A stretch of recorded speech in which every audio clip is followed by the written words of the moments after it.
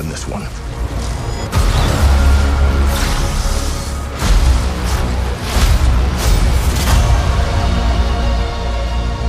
Everything that they sacrifice will be for nothing. Mjolnir just flew across a dark corridor on the Fantastic Four's ship and landed in a bearded man's hand. And Thor, a god who has lived for over 1,000 years, who traveled through time, who watched the universe get unmade and remade, looked at what just happened and said, "It's not possible." Not "welcome back," not "I can't believe you're here," it's not possible. Like what he's seeing doesn't fit inside the category of things that can be real. And the question that has been burning through this fandom since the trailer dropped is deceptively simple. What exactly is Thor looking at in that moment? Because the more you freeze frame this trailer, the more you slow down and actually look at what Marvel is showing you versus what they're implying, the more you realize that the most emotional beat in the entire preview might be the one that is hiding the most.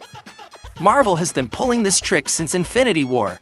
Digital removals, audio splices, altered reaction shots, designed to make you feel one thing in the trailer while something completely different is waiting for you in the actual film. And the Avengers Doomsday trailer is doing it again. Specifically, deliberately, and with more sophistication than anything they've attempted before.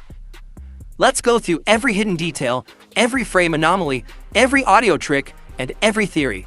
Because by the time we're done, you are going to look at that Mjolnir scene completely differently.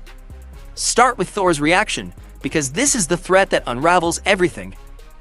The setup is impeccable. Thor delivers his line, "We're going to meet a miracle."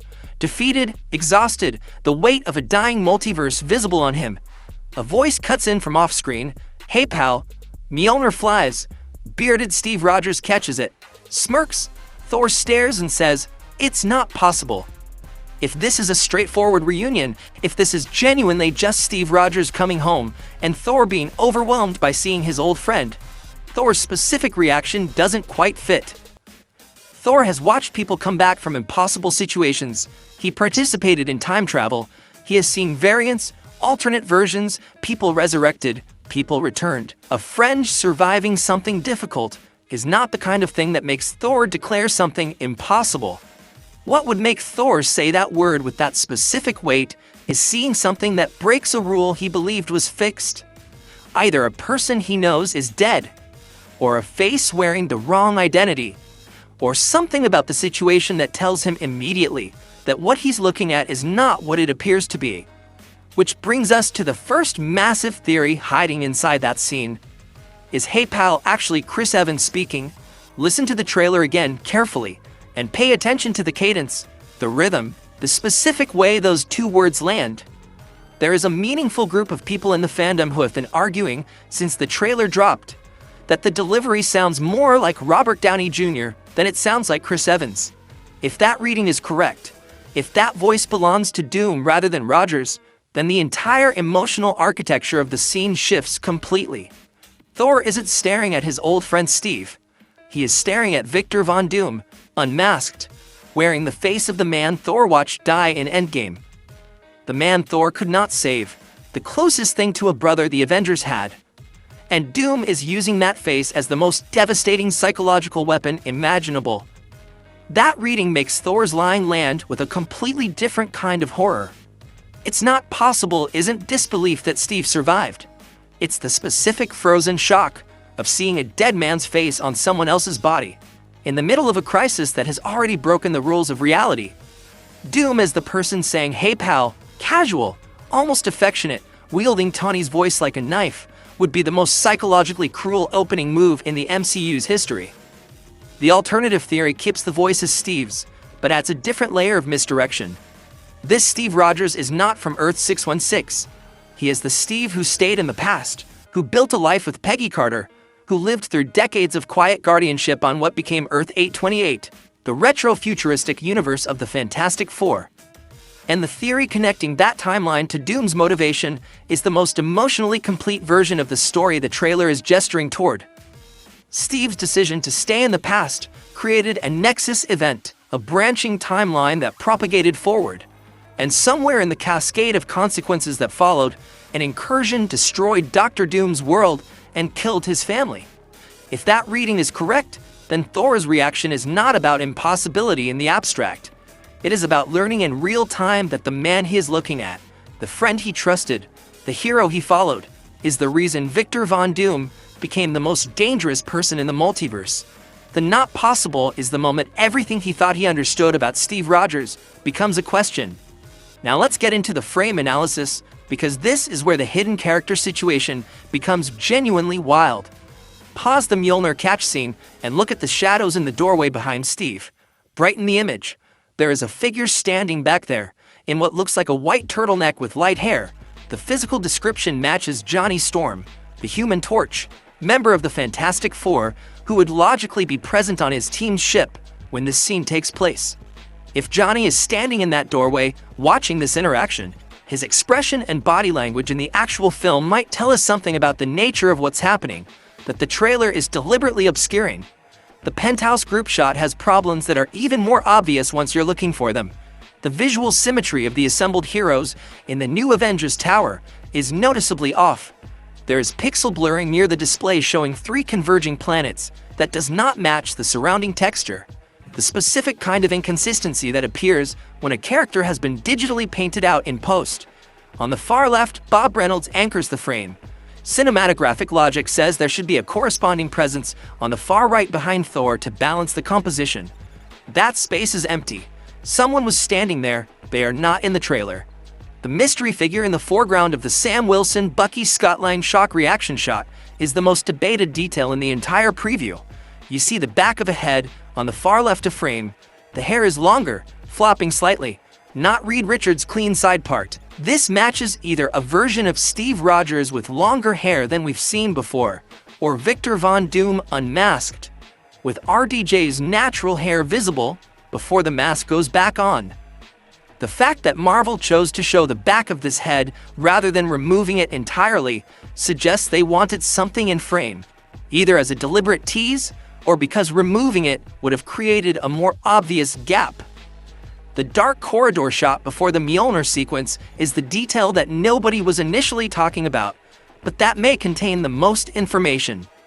In the moment before the hammer flies, there is a brief frame looking down that corridor toward the cockpit. Steve Rogers is not standing there. Brighten that frame, and a figure in what appears to be a white suit is visible near the controls. The physical profile matches Reed Richards. If Reed is at the controls and Steve is nowhere in that corridor, then the sequence of shots Marvel has assembled may be drawing a spatial connection between events that are not actually spatially connected in the film. The audio splice theory, where "Hey Pal" is from a completely different scene than the visual of the hammer flying, would be the most direct explanation for why the staging feels slightly off. Doctor Strange's complete absence from the trailer is the thread the film theory community has been pulling hardest. The Time Runs Out comics storyline that this film is drawing from heavily features Strange making a secret alliance with Doom, not because he agrees with Doom's methods, but because he has done the math on every available option and concluded that Doom's radical approach is the only one with a non-zero probability of working. If the MCU Strange went into the dark dimension with Clea to stop an incursion, and has been operating in that space while the events of the trailer unfold, he may have encountered Doom there and reached the same conclusion his comic counterpart reached. Strange as Doom's hidden cooperator inside the Avengers would be the most structurally devastating character reveal the film could produce. Not a villain, not a traitor in the traditional sense. A man who loves his friends enough to work with their enemy in secret because he believes it is the only way to save them. The TVA scene theory connects all of this into a final destination. Reports and set leaks suggest a confrontation at the Time Variance Authority, where Doom attempts to access Loki's reality-warping power, the power Loki has been exercising since the end of his own series, holding the multiverse branches together at the cost of his own freedom. If Doom can siphon that power, the path to God Emperor Doom in Battleworld becomes direct and irreversible. Loki at the center of the multiverse is the lock on the door. Doom at the TVA is the key. And whatever happens in that confrontation determines whether any version of reality survives in recognizable form. Here's the question sitting underneath all of this analysis. Marvel is not hiding these details accidentally. The specific things they chose to obscure, the voice on "Hey Pal," the figure in the corridor, the character in the doorway, the empty space in the group shot are not random omissions. They are deliberate choices about which information would change how you experience the trailer versus how you experience the film. The misdirection in Infinity War served a specific purpose, making you feel the hope of Banner's arrival before the Wakanda battle without giving away that Banner himself was not going to show up. The misdirection here appears to serve the purpose of making you feel the warmth of Steve's return without clarifying whether what you're watching is actually Steve, or whether it's something wearing Steve's emotional weight as a weapon.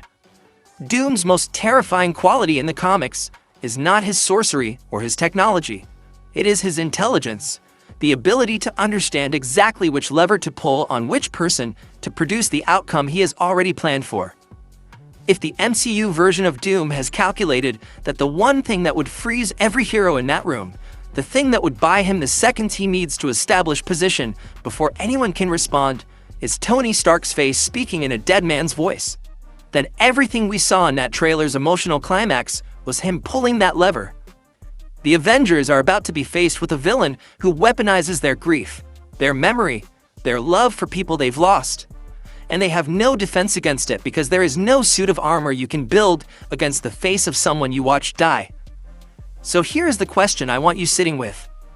If "Hey Pal" is Doom's voice and not Steve's, if that entire scene is Doom unmasked using Tony's face for the first time, how do you think Thor responds when he realizes what he's actually looking at? And does that make Doom more terrifying, or does it cross a line that makes him feel cheap rather than threatening? Drop everything in the comments, because this trailer is going to be analyzed for months, and I want to be in this conversation with you right now.